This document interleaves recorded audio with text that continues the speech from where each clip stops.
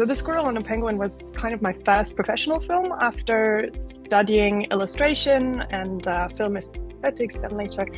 But I've always worked in animation.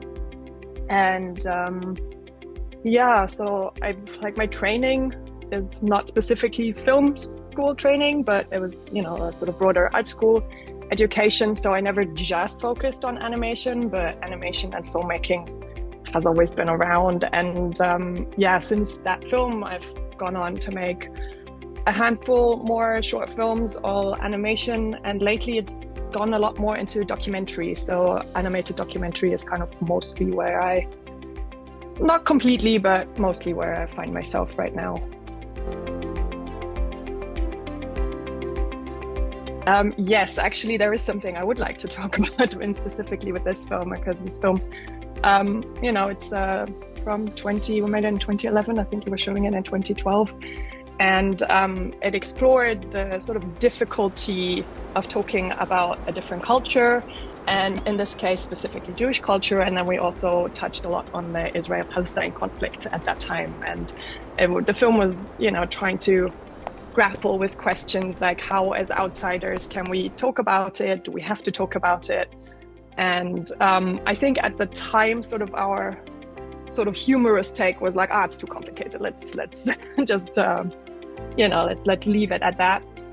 I personally believe that now we're in a very different situation in this context. And I think as artists, as filmmakers, we actually have a duty to speak about it and to call out our governments and call out and you know, call on the people that make the decisions to you know, to put pressure to end this war, to you know, and put so I do want to voice support for the Palestinian people suffering through massive trauma right now. And yeah, so if I was making this film right now, it would look very, very different.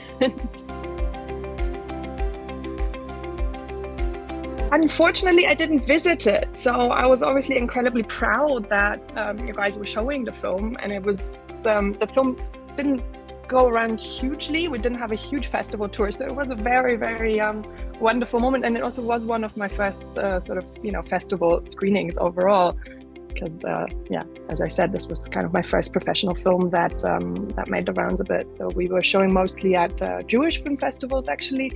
And then, yeah, I think ALUMNI was one of the first or most exciting sort of general audience festivals. That was really cool. So I still make animated films. As a matter of fact, I am at a film festival right now, if I can say that. I'm at Anibar in Kosovo. So I've been mostly focusing with this film on animation festivals because it seems to be playing better there. And this film is called Chicken. It's about violence against women. And it's a narrative story about a woman who meets a chicken, and then they smoke a cigarette together and set the world on fire as a revenge. So, you know, there's still a bit of humor in there, but mostly just anger. There's a lot of anger that's being explored in that one. And then I've got a few projects in the pipeline as well. So the next ones are a documentary about a racist arson attack in San Francisco in the 70s, told from the point of view of a young girl. So that's one of the projects that's in production right now. And then I have a animation documentary about World War II and women's experiences in World War II in the Czech Republic in development. So those are the next two projects. And then besides that, I've also started running a little gallery in 2016 in Berlin. I'm also curating and showing artwork there, my own and also others. And this year is the first time I've had an open call with the gallery, and it was specifically for artists, BIPOC and migrant artists specifically. And I've got a really amazing group of people together. So I'm very, very excited to be launching that in August. So I wouldn't want to necessarily pit them against each other, because I think like all the different art forms can transmit emotions and themes beautifully in their own way. So I wouldn't say, you know, this is better than that.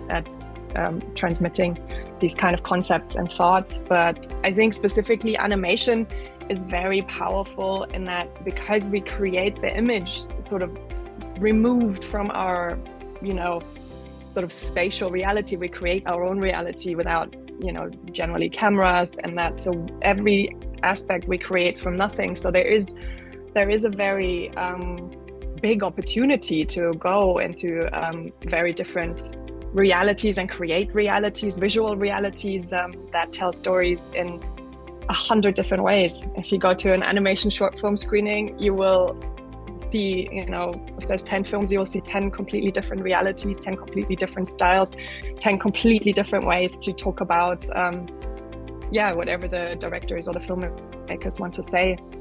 So I think animation has a huge potential, especially talking about very difficult subjects.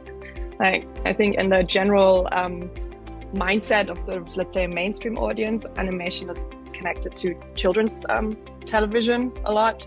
But even within children's television, of course, there's a huge opportunity to be subversive and to, put really interesting concepts through. But specifically when it comes to artistic animation, there's just so much potential to, to use this really powerful visual storytelling that, you create kind of out of nothing to tackle very difficult things as well as lightness. But a lot of animators really like digging into the depths of the human experience.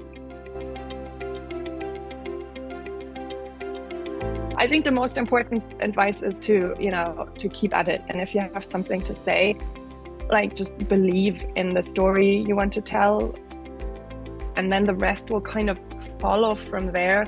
So a lot of filmmaking, as soon as you you enter this kind of professional world, becomes about fundings and budgets and target audiences and all of that. But if you keep focusing on your own story that you want to tell and what you have to say, then I think that's how good films happen, not necessarily through audience research or marketing. So it's very much kind of